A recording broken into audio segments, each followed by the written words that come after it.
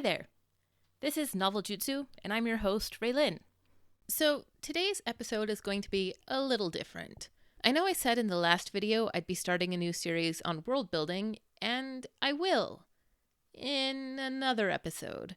Today I have a special announcement to make, but first I wanted to discuss a piece of old writing advice that just won't go away. Have you ever sat down to outline your novel and gotten stuck?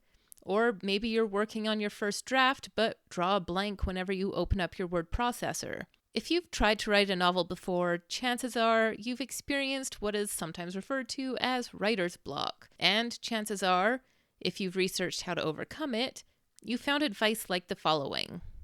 You're just letting fear get in your way. Act professional.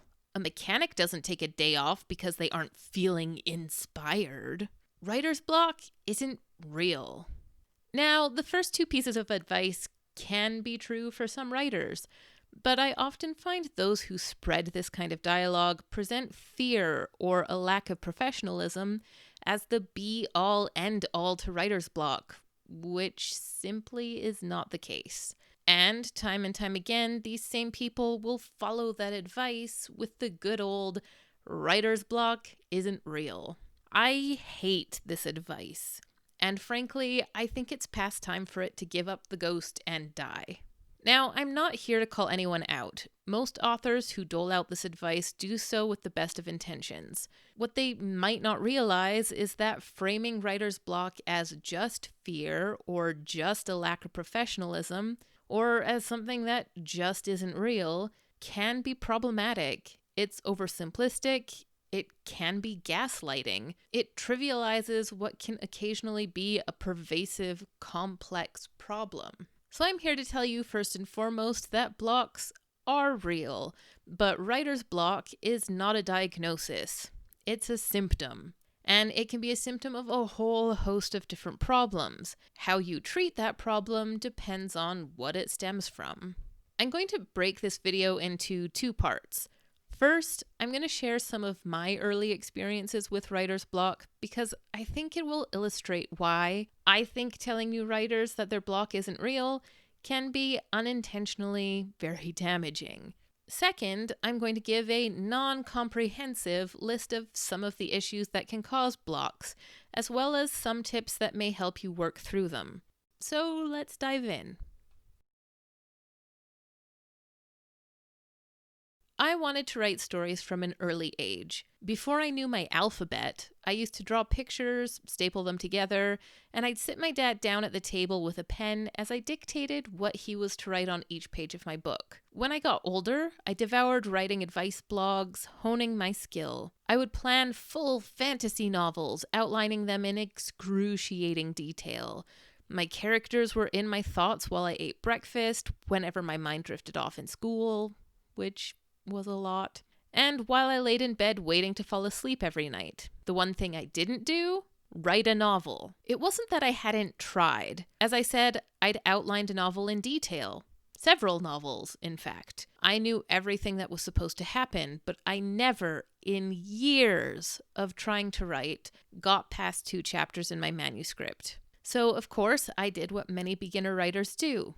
I looked up advice from other authors. Blog after blog, interview after interview told me I wasn't putting in the work. I wasn't acting professional. My writer's block wasn't even real. At first, this fueled me to work harder, which I think is the intent that most authors have when they give this advice. And for a number of newbie writers, it might be exactly what they need to do. But for me, for weeks, even months at a time, I made sure to sit in front of my word processor for a minimum of a few hours each day, but it didn't help. So I made sure to rid myself of any distraction. I turned down invitations to hang out with my friends. I turned off the television. I banned myself from getting up for a snack or a glass of water. But no matter how hard I pushed, no matter how much I planned, no matter how much time I stared at my computer screen, I couldn't write. And eventually, I started to believe what the writing blogs told me. That I wasn't being professional. That I wasn't working hard enough. That my writer's block wasn't even real. And if it wasn't real, then experiencing a block meant I obviously wasn't a real writer. I gave up writing because everyone told me my writer's block wasn't real. But as I found out years later, my block was real. If you've watched my earlier videos, you probably have heard me talk about how I found out as an adult that eating gluten really screws up my body. It gave me almost constant migraines, which caused me to deal with a lot of brain fog. If you've never had brain fog, it can, just as the description implies, make it really hard for you to think clearly. It's not that you're stupid. In fact, I did very well academically, but my creative side was severely impacted. A few weeks after going gluten-free, my health started to improve. My migraines all but disappeared. I suddenly had a lot more energy, and my brain fog went away. Even though I'd given up on writing, the characters from my stories had stuck with me all those years. So a few months after going gluten-free, I decided to give my novel another try. 2 months later, I finished the first draft of a 180,000 word novel. That's a big book. As many first novels are, it was absolutely atrocious, but it was an accomplishment that I thought was impossible. All this because I'd gone gluten-free. All along, I'd been being professional. Until I quit writing, I had been putting in enough effort. But my writer's block was real. Like I said before, writer's block is a symptom, not the diagnosis. So some authors are correct when they say that writer's block stems from fear or from not putting in the proper effort. But writer's block can also stem from many other problems. So here is my incomplete list of issues that might be causing your block. This fear can be because you're a perfectionist and you're afraid of writing something that sucks, but fear can also come from imposter syndrome, feeling like you're a fraud and every other author is better than you. I won't lie, it can take a lot of work to train yourself to deal with these issues. I think one of the best ways to work through this is to get involved in writing communities and to develop an understanding of how writing and publishing works. First, no one expects your first draft to be perfect. So you don't need to expect it to be perfect either. Don't feel anxious about mistakes. Even seasoned authors write novels that need serious fixes or sometimes end up being scrapped altogether. It's part of the process of growing as a writer, and the great thing is that you're allowed do-overs when you edit. Learn to allow yourself to make mistakes. Take that burden off your shoulders. Second, even though we tend to think of writing as a solitary activity, storytelling is a bit of a collaborative experience and always has been. At the end of the day, you get to call the shots when it comes to your novel, but you're allowed and encouraged to work with critique partners, beta readers, and eventually agents and editors who will help you improve your novels and craft. Having someone else read your manuscript can be a very scary thought too, but these people are there to help.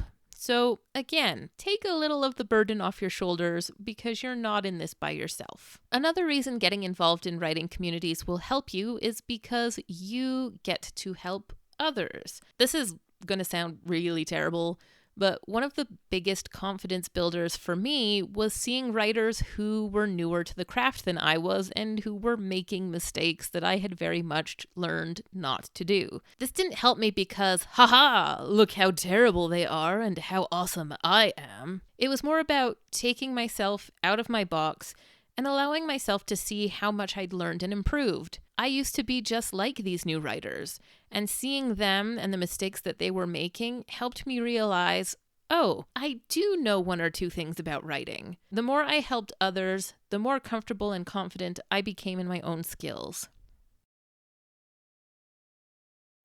Inexperience can be both a blessing and a curse when it comes to writing. Sometimes being ignorant to what qualifies as good writing craft can be freeing, but other times a lack of writing skill can make you stumble. The good news is that you can learn writing craft. Explore AuthorTube and look for authors who talk about writing craft. Study different kinds of plot structures. If you've got the money, you can buy books on writing craft too. Perhaps most importantly, Read. Read the kind of books that you want to write and then pick them apart to figure out how the author did what they did. This will help you learn to think about novels in a critical way, which will probably ruin your reading experience for the rest of your life, but it will also help you to understand how to write your own novel. Maybe you aren't setting time aside to write, or maybe you've set the time aside, but you just have trouble sitting down and getting started when it's time to write. A lot of this does come down to getting your priorities straight. Do you really want to be a published professional author? It's okay if the answer is no, but if the answer is a resounding yes, then you need to spend time actually writing. No excuses.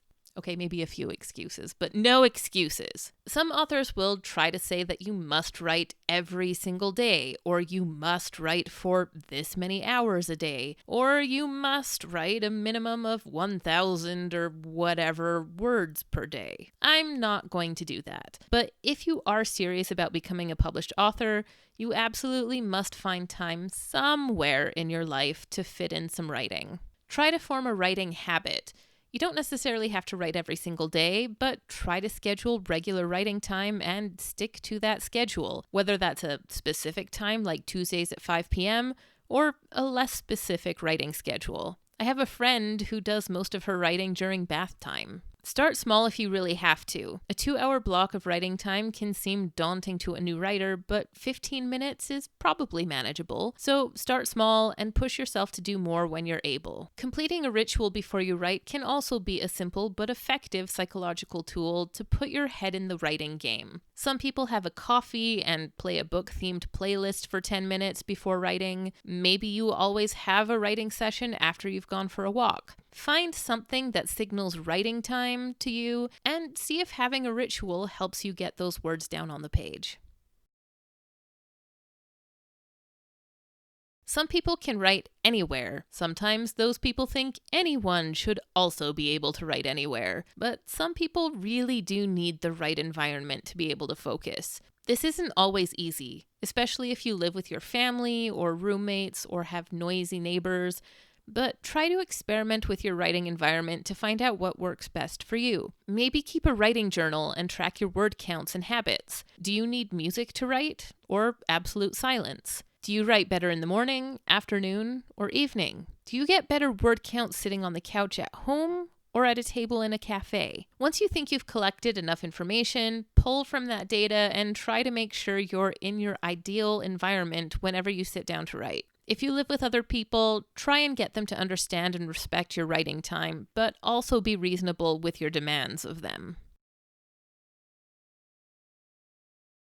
Maybe you've heard other writers talk about how they discover their story while they write it, and you think that that's how it's supposed to work. But whenever you try your hand at it, you never get anywhere. A writing block of this kind might mean you're not a discovery writer at all. You could be an outliner. Try a little brainstorming or work on an outline for your novel. Start smaller and try to outline a single scene before you write it. Does having a formulated plan help you get out of your funk?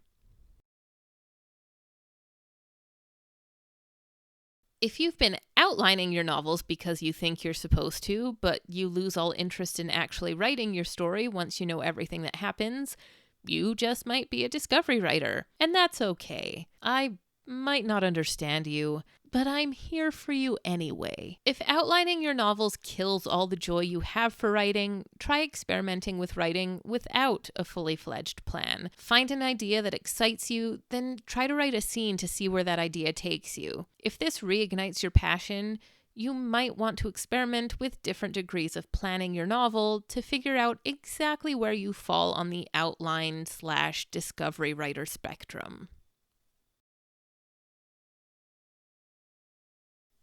Sometimes there is something wrong with your novel. Sometimes you're experienced enough to know what's wrong, but haven't determined how to fix it yet. Other times, you can't put your finger on the issue, but you know something feels off. It might help you to follow my advice for perfectionists and allow yourself to make that mistake. Maybe put a placeholder in your manuscript to remind yourself to come back later so that you can move on now, but sometimes the issue is too big to ignore. This is another time being involved in local or online writing communities can be a big help. If you've got trusted writer friends, try talking to them about your problem and see if they notice anything in your story that you don't. For me, I sometimes don't even need a writer friend to give me advice.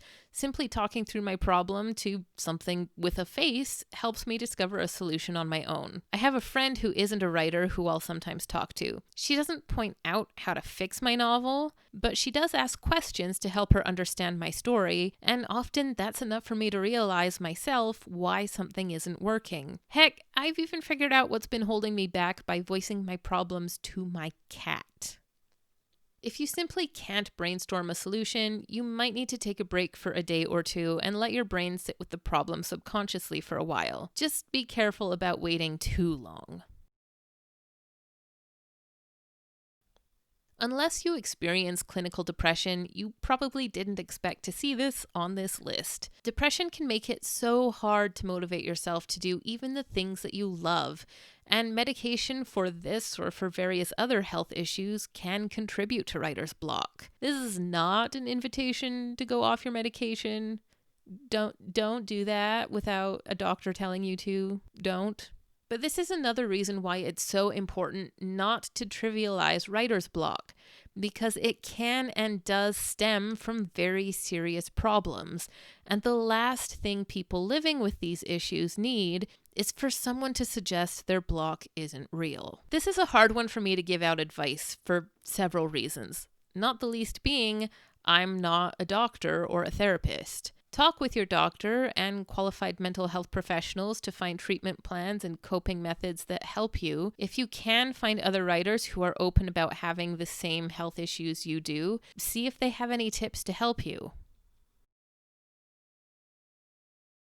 Writer's block can stem from so many different kinds of disabilities. If you're dealing with any kind of disability that makes it hard to focus, to read, or write, it's probably going to be easier to develop blocks too. I fall into this category myself, and while I can't give targeted advice to every disability out there, I find what has helped me is to take frequent breaks during my scheduled writing time and to be gentle with myself. It's really hard for me to see people on Twitter complaining about how they only managed to write 6,000 words today, when 6,000 words is, way above and beyond what is even fair for me to expect of myself. If you're doing what you can to write regularly, whether that's every day of the week or just one, don't sweat the word counts too much. The more you make your writing a habit and the more you learn writing craft, the more those word counts are likely to go up little by little over time.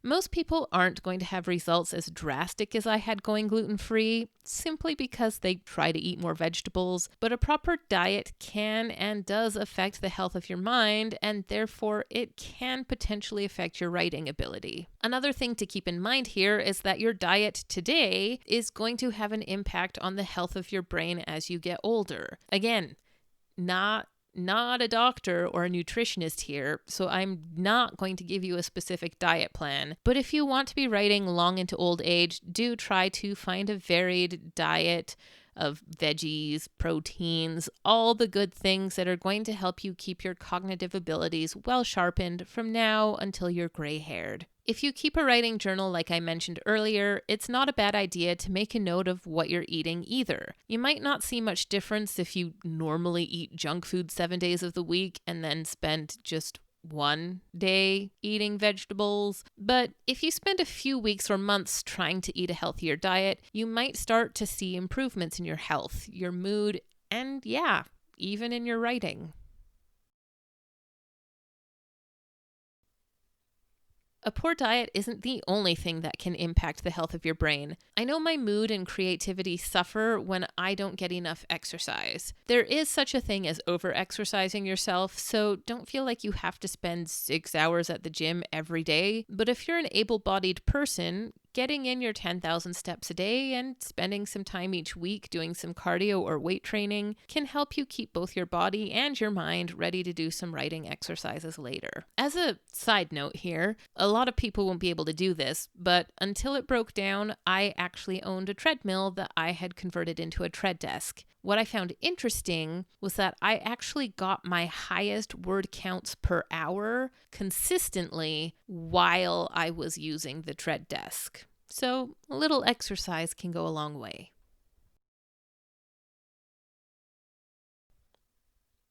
We talk a lot about how important a good night's rest is when it comes to health, but I don't often hear people talk about how important it can be for writing, too. It's easy to get a block if you're too exhausted to understand your outline or the last line of dialogue you wrote. It can be hard to find time to write in this day and age of taking our jobs home with us, and some writers cut back on sleep to make time for writing their novels. I wouldn't recommend this unless you were oversleeping to begin with. It may seem alright in the short term, but sleep really is important. Even if it means less time for writing, you'll likely have better writing sessions if you go into them well rested and alert.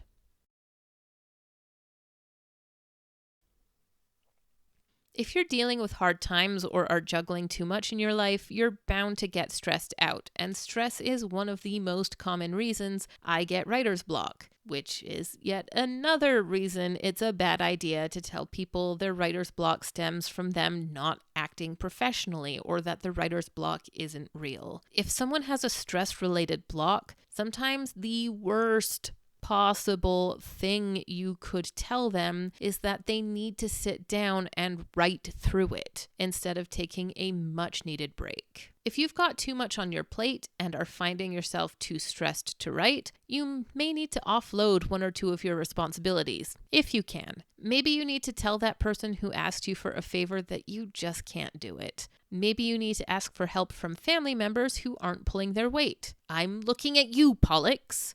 Clean your own litter box, you lazy butt.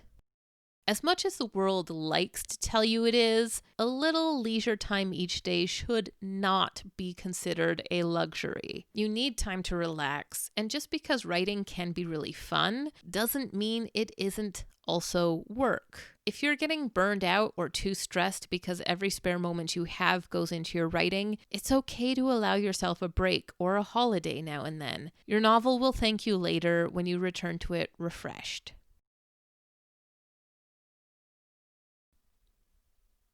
Yet another thing you probably didn't expect to see on this list. There's a lot of writing advice that I run across that doesn't seem to understand how privileged you have to be to follow that advice. If you live below the poverty line, you might be experiencing a multitude of problems that get in the way of your writing. Maybe you're working 2 or more jobs to make ends meet.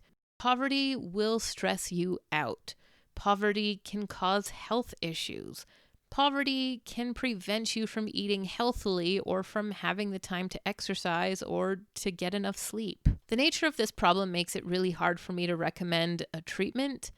The best I can say is take care of yourself. As long as it's healthy to do so, try and find time to write wherever you can. Maybe write while you're on the bus ride to work. Ask for the support of friends and family in whatever form they can give it, and be easy on yourself if you don't have time to write that 6,000 words a day. So that's my list of potential causes of writer's block and some tips to work through them. As I said, it's probably a very incomplete list, so if you get writer's block for reasons not on this list, or if you've discovered tricks that help you get through a block, please share them below. I think it's important for the writing community to have a serious and inclusive discussion on writer's block. In some ways, this was a bit of a depressing video to make, so I decided to end this video with some exciting news. I have found a home for my novel, The Wolf's Name. Yay!